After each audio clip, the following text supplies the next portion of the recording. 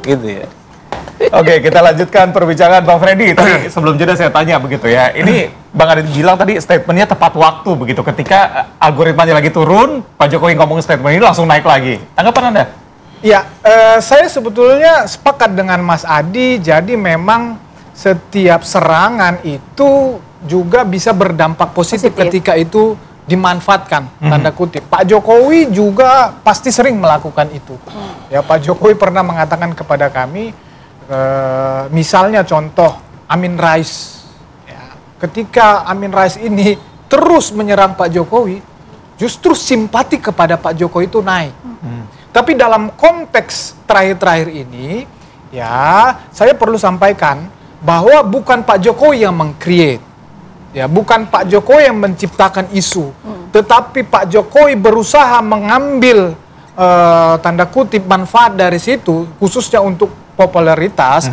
Itu seperti dikatakan Mas Adi tadi, itu sah-sah saja bagi seorang politisi. Betul. Iya, jadi cuman yang mau disampaikan Pak Jokowi dalam konteks ini adalah bahwa memang pertarungan ini dia mau menjelaskan juga kepada publik, mungkin juga dalam artian tadi ini serangan negatif mau diambil juga simpati positifnya. Jadi sebagai seorang politisi sah-sah saja Pak Jokowi memainkan itu, bahwa tetapi ini kan realitasnya seperti ini.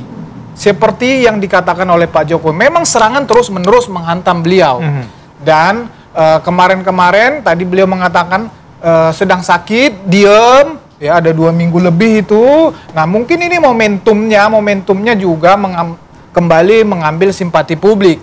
Nah itu jadi menurut saya sah-sah saja lah. Jadi seorang politisi, tetapi yang mau disampaikan Pak Jokowi sekali lagi adalah memang ini agenda besar untuk 2029.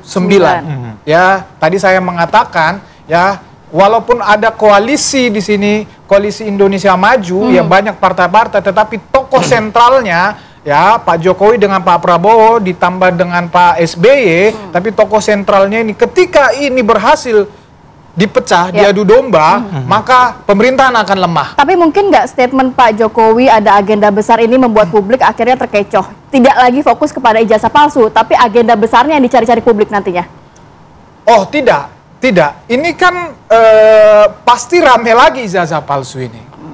Karena proses sudah masuk penyidikan. Ketika nanti diumumin tersangka, ini akan naik lagi. Ketika persidangan, ini akan naik lagi. Nah, cuman kan pertarungannya seperti kata Mas Adi tadi. Bagaimana ya isu yang tadinya negatif menyerang ini untuk Pak Jokowi akan menjadi positif. Sehingga popularitasnya semakin meningkat, kemudian kesukaan masyarakat kepada Pak Jokowi terus meningkat juga, kembali meningkat. Itulah yang mau dimainkan Pak Jokowi dalam hal ini. Dan itu sah-sah saja, gitu loh. Oke, baik. Bang Ahmad, gimana? Kalau pihak Anda akan memanfaatkan isu ini? Saya bicara hukum saja begitu. Dan kalau kita bicara tentang downgrade, siapa sih yang mendowngrade? Coba ingat laporan saudara Joko Widodo 30 April 2025 lalu di Polda Metro Jaya. Dulu itu kan hanya 4 orang yang dilaporkan. Tapi kemarin 2 hari yang lalu kami mendapatkan SPDP, surat pemberitahuan dimulainya penyidikan. Justru terlapornya makin banyak lah. Kami mendapat pesan dari laporan itu. Oh, ini saudara Jokowi mau perang bubat ini, mau perang semesta. Kenapa? Bukan hanya Egy Sujana ya, ada lagi nama sampai Abraham Samad pun jadikan terlapor. Ada Damai Hari Lubis jadi terlapor. Ada Rustam Effendi jadi terlapor. Ada Kurnia Triyono jadi terlapor. Selain Roy Suryo, Tifa dan Rizal Fadilah. Jadi pesan politiknya, oh ini mau perang habis-habisan tapi melawan rakyatnya sendiri, yang semestinya dia bisa cegah itu dengan cara menunjukkan ijazah aslinya, yang itu akan merecovery nama baiknya yang tadinya dia dianggap ya dinistakan, dihinakan, direndahkan karena ijazahnya palsu, balik menjadi dimuliakan, ya ditinggikan karena ternyata dia punya ijazah asli. Lah kalau kita kembalikan kepada sikap politik saudara Joko Widodo yang enggan menunjukkan ijazah aslinya dengan dalih hanya akan ditunjukkan kepada pengadilan, sementara beberapa pengadilan perdata di NU tidak bisa masuk ke pokok perkara. Siapa yang berusaha mendowngrade saudara Joko Widodo? Tindakan saudara Joko Widodo sendiri yang tidak mau segera dan serta-merta menyelesaikan. Dan siapa yang mau cari benefit dari kasus ini? Tentu siapa yang ingin mengulur-ngulur. Loh, kalau dari kami, ya klien-klien kami, kalau saudara Jokowi nunjukin ijazah aslinya, dicek sudah asli, selesai. Bahkan siap bertanggung jawab begitu loh. Siapa yang mendowngrade Pak Jokowi yang mendowngrade sendiri kalau kata Bang Ahmad? Saya tanggapi sedikit. Jadi Pak Jokowi tidak ada melaporkan nama-nama yang disebutkan tadi. Disebutkan tadi. Ini sudah masuk dalam proses penyidikan. Oke. Berkembang, ada ditemukan dugaan tindak pidana di situ, ada pidananya di situ. Nah, kemudian penyidik dalam hal ini di dalam pemeriksaan yang sudah puluhan mungkin ratusan saksi dan banyaknya video, penyidik menemukan bahwa tindak pidana ini diduga dilakukan oleh nama yang disebut tadi. Oke. Jadi itu bukan laporan Pak Jokowi, laporan ini saya kasih contoh. Kami pernah menyatakan, bagaimana dengan Riza Fadila, Pak? Oh, enggak. Kan mereka itu, beliau itu bersama TPUA itu datang ke rumah Pak Jokowi rame-rame, diterima Pak Jokowi. Pak Jokowi mengatakan begini. Begitu Bang Ahmad? Enggak, Sebentar, ini saya keliru. sampaikan Riza Fadila. Kenapa Pak Riza Fadila nggak dilaporkan? Oh enggak, beliau baik-baik saja datang-datang ke rumah saya, sopan. Jadi memang yang tadi beliau sebutkan itu keliru. Bukan yang dilaporkan oleh Pak Jokowi, tetapi itu perkembangan hasil penyidikan. Saya tanggapi. Kemudian saya tanggapin sedikit lagi Singkat saja, kita masalah downgrade tadi, masalah publik saja tidak percaya kalau Pak Jokowi menunjukkan ijazah itu ini akan berhenti.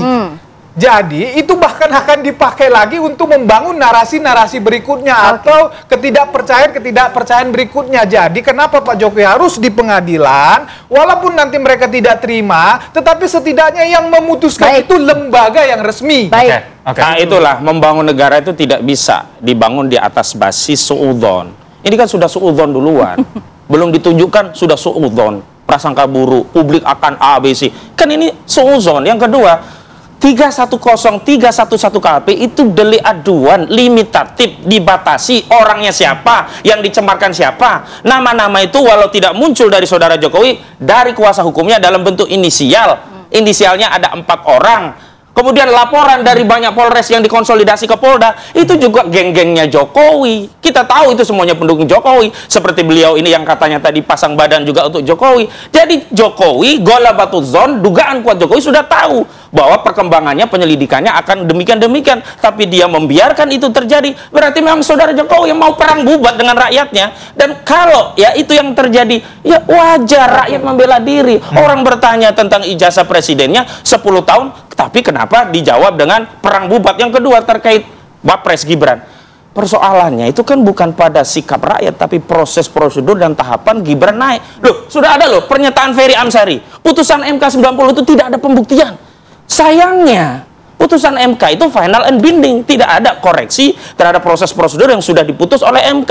Lalu ada purnawirawan jenderal yang dia punya suasana kebatinan galau dengan kondisi bangsa dan negaranya, punya sikap keprihatinan, kemudian menyampaikan 8 poin sikap, salah satunya adalah dengan pemakzulan Gibran. Dan secara konstitusi pemakzulan itu hal yang biasa dan tidak perlu satu paket. Presiden dimazulkan bisa, wapresnya saja bisa. Dan hari ini ketika wacana pemakzulan itu diterima oleh publik, ya ini berarti aspirasi publik juga. Jadi saudara Jokowi juga harus menerima bahwa ada aspirasi lain yang tidak sependapat dengan pandangan politiknya, sehingga tidak perlu baper. Perasaan politik saya, ini ada yang ingin mendowngrade saya. Lah, yang mendowngrade itu dirinya sendiri. Coba kita bicara perasaan politik rakyat 10 tahun. Berapa ribu triliun ya hutang yang diwariskan Jokowi? Coba perasaan politik rakyat bagaimana? Kita kembali ke tema berapa kriminalisasi yang terjadi di era Jokowi, ditangkap-tangkapi sampai terakhir ya legacy polisi yang brutal ya itu terjadi di era Jokowi.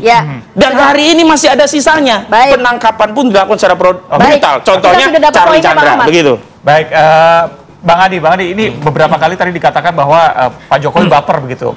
Anda ngelihatnya gitu gak sih?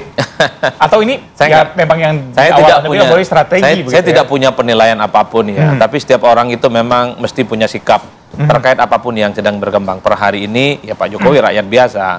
Bahwa 10 tahun yang lalu pernah jadi presiden 2 periode iya. Jadi mungkin kalau ada sesuatu yang kurang oke, tidak happy dan tidak nyaman pasti bereaksi. Dan reaksi itu kan tidak mesti harus ditunjukkan oleh Pak Jokowi, tapi melalui relawan dan para pendukung-pendukungnya yang bermunculan di banyak tempat ya. Jadi bagi saya ini adalah hal biasa. Cuman yang selalu menjadi tanda tanya saya itu, kok rasa-rasanya kok masih Pak Jokowi itu sedang masih berkuasa. Jadi serangannya itu masih cukup kuat dan masih agresif ya. Kalau saya selalu mengatakan paling penting ke depan PR kita itu adalah bagaimana persoalan ekonomi, tentang kemiskinan dan kesejahteraan. Bahwa ini penting sih oke. Tapi jangan sampai energi kita kan habis untuk urusan kayak gini misalnya. Itulah yang saya sebutkan. Kenapa sebenarnya untuk hal-hal yang semacam ini saya tidak terlampau expose ya untuk berkomentar terlampau jauh. Karena ini adalah pertarungan politik yang bukan hanya terjadi hari ini bisa panjang ini. Bahkan bisa melampaui 2029, bisa 2035, 304 sekian lah macam-macam. Ini panjang ceritanya karena ini kan pertarungan antar lebah sebenarnya. Kalau saya mau sebut, ini istilah yang saya sengaja untuk munculkan. Jadi siapapun yang diserang ini pendukungnya banyak. Misalnya mengkritik Pak Jokowi, muncul semua para pendukungnya membela. Begitupun dengan TPUA, kalau kemudian muncul serangan balik, juga muncul para pendukung yang saya kira per hari ini juga memberikan pembelaan-pembelaan cukup luar biasa. Oleh karena itu, ini yang saya kira tidak akan berkesudahan. Ya memang kita tunggu proses hukum yang saat ini sedang terjadi. Itu pun juga nggak ada jaminan akan dipercaya 100%. Pengadilan pun juga akan ditanyakan, bener apa enggak nih gitu kan. Dan seterusnya, dan seterusnya. Inilah yang kemudian menurut saya tidak akan berkesudahan. Masih panjang kalau kata Mas Adi, seperti dialog kita juga masih panjang. Masih ada satu segmen lagi, nanti dari Bang Freddy seperti apa, tahan dulu ya. Kita akan sambung lagi di segmen berikutnya, tetap bersama kami.